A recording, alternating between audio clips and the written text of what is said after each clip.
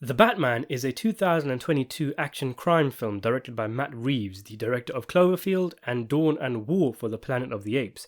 This is the latest rendition of the Caped Crusader, with the mantle passing from Ben Affleck to Robert Pattinson in what appears to be a standalone Batman film.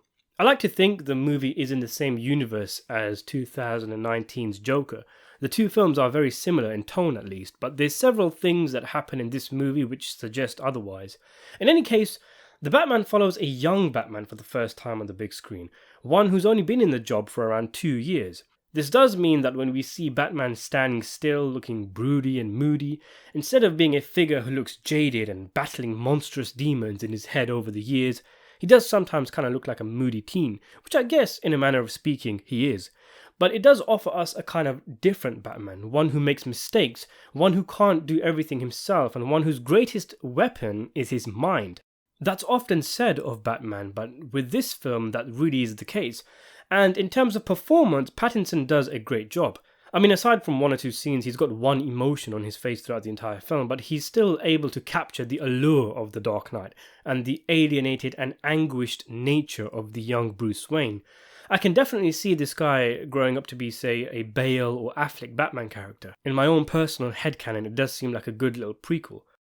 It should come as no surprise to those who have been following Pattinson's career post-Twilight and Harry Potter that he'd make a great Batman, because the likes of The King, Good Time, The Lighthouse and The Devil All the Time are more than enough to prove that this guy is a brilliant actor. The basic gist of the story is that Batman and the cops play cat and mouse to a sadistic serial killer, the Riddler, who one by one murders key political figures in Gotham, leaving behind riddles for Batman to solve. The game perpetrated by the Riddler may uncover huge corruption in the city, as well as political and police connections to the mob, and even Batman being forced to question his own family's legacy. Now, this Riddler ain't no Jim Carrey prancing around and making fart jokes, because Paul Dano's character borrows more from bad guys in films like Zodiac, Seven or Saw, and dare I say it, some real-life mass murderers from recent times in real life.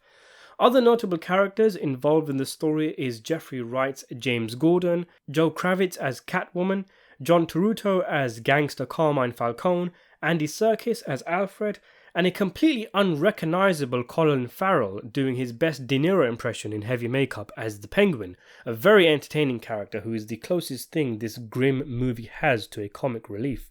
Now, when I say grim, I mean this film is very self-serious, very adult-orientated, very moody. I don't remember anyone ever cracking a smile aside from when the Riddler is fantasizing about committing a genocide. I don't think the young kids will enjoy this one. There's a few decent fight scenes, but overall the pace of the film is slow and the tone sullen. Batman is first and foremost a detective in this film, and that's great to see. It's a Batman movie going in a direction I really hoped they would one day. The Dark Knight actually living up to his name as the world's greatest detective, an aspect of his character much neglected in previous interpretations of the character.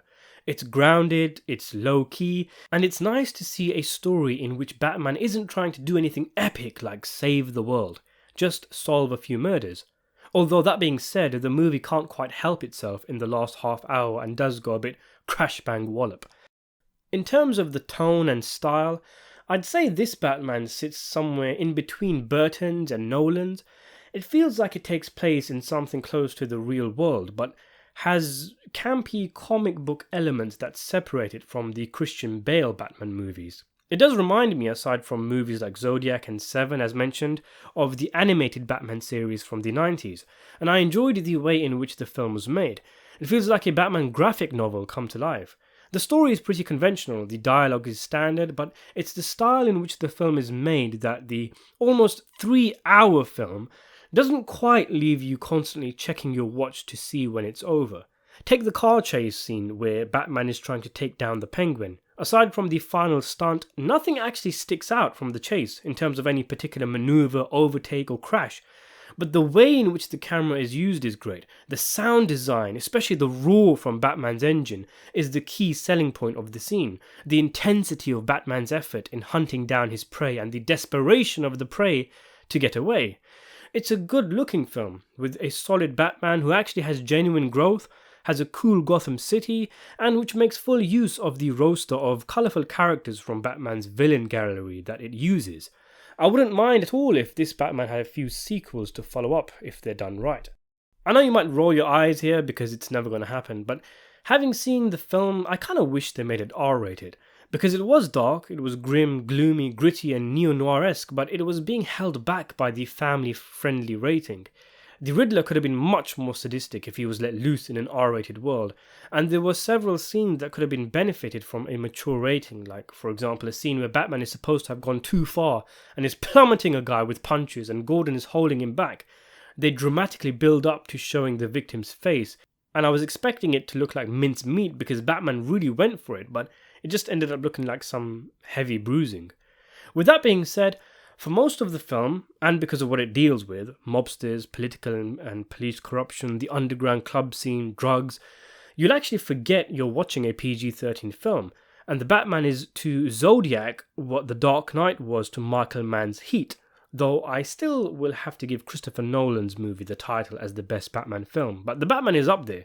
It was better than The Dark Knight Rises for sure, and at the moment I'd probably say it's better than all the other Batman films too. I give it a 7.5, maybe an 8 out of 10.